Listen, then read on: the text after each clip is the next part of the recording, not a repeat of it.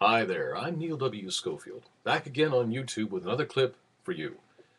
This time I would like to talk about a couple of subjects that I've been busy with lately.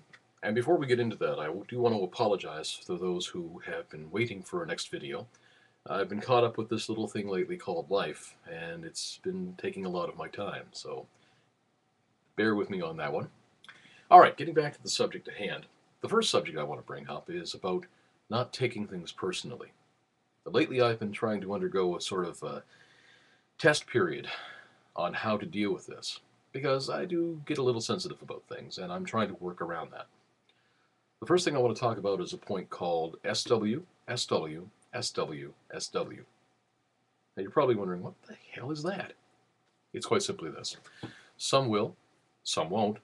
So what? Someone's waiting. Here's how it works.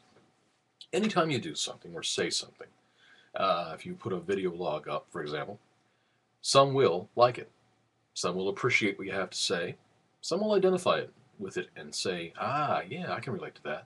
That's cool. Now, on the other side of that, some won't. Some won't care one way or the other, which is generally the population at most. Some won't like what you say.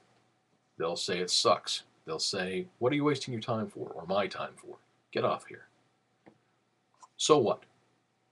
Times like that, you have to learn to shrug your shoulders and say, no big deal. Next one will be better. And bear in mind, above all this, that someone is waiting. Someone is waiting out there to watch your video clip or read your lines or, share with you your experience of what your life is going like on that particular time. Now, here's a little disclaimer. I didn't make this up myself. I got this off of another blog site, Christina Kane or something to that effect. If I got the name wrong, sorry about that. But I can't and won't take credit for this. This is a technique that I've picked up elsewhere. I didn't invent this, okay? So please, no flaming me. I mean, I'm not trying to infringe on anybody's copyrights. I'm simply passing along what I've learned and what I'm learning because I'm still in the process of learning it. And it's going to be a process for a while. So I'll stick at it. I'm pretty sure I'll do okay. There are other points to it too, and I'll get into those at a later date.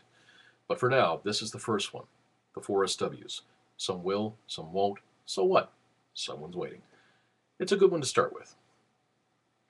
The second point I want to bring up is about a friendship that has come to an end in my life recently. And I want to share this with you because I think this is important. Maybe you can see in this something that relates to you. So here it goes. A little while ago, I verbally put to an end a friendship that, well, kind of an off again and on again thing. But the reason I put an end to it was because I was finally tired of the verbal sparring and the negativity that I felt in it.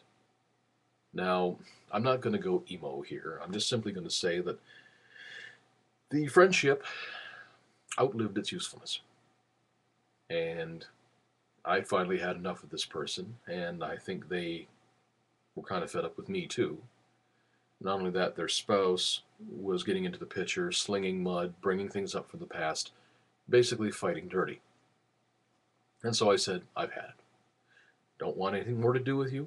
Stay away from me. Don't come near me. Don't talk to me.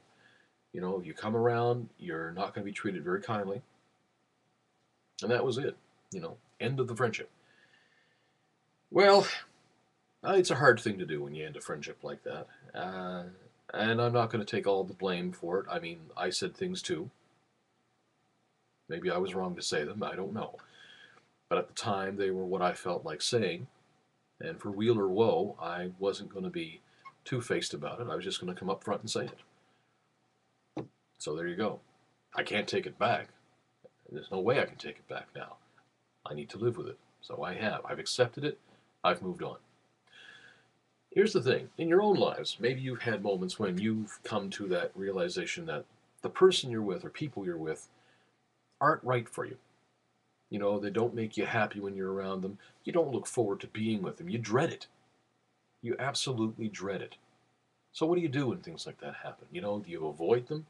Do you make up excuses like, oh, I'm not really feeling good. I've got, explosive diarrhea. And, you make every excuse in the book to stay away from them. do yourselves a big favor. Get rid of them. I mean, it's easier to say this than to do this, but when it comes right down to it, isn't your own health and well-being worth it? Isn't your own happiness worth it? Getting rid of a few parasites?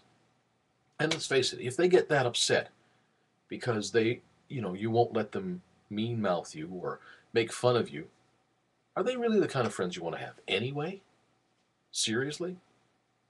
Think about it. And I think the answer is no.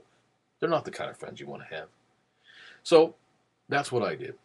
I dropped this one person, and I must admit, I do feel better.